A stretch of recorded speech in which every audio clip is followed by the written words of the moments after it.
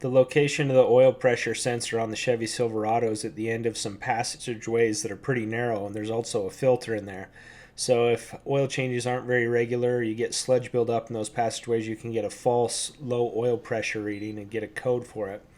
So I'm going to show you a crankcase flush on this, a way of cleaning out and scrubbing those passageways. You put an ounce of SeaFoam Motor Treatment in per quart of oil. Calls for 6 quarts in this pickup, so depending on where your oil level's sitting at, between 5 and 6 ounces.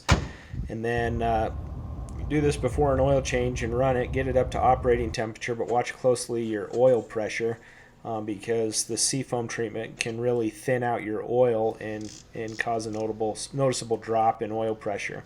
Granted, you may have a whacked out sensor that's reading low to start with, but keep an eye on it and don't run it too long with this treatment in there, and don't put too much treatment in.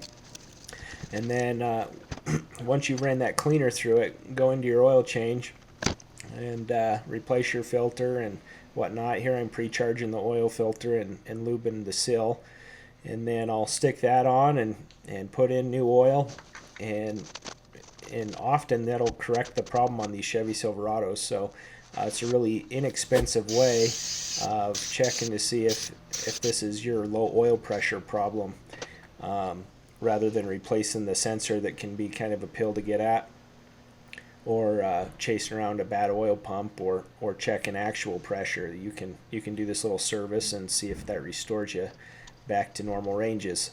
So I hope you found that useful. I appreciate you watching, and I hope you subscribe.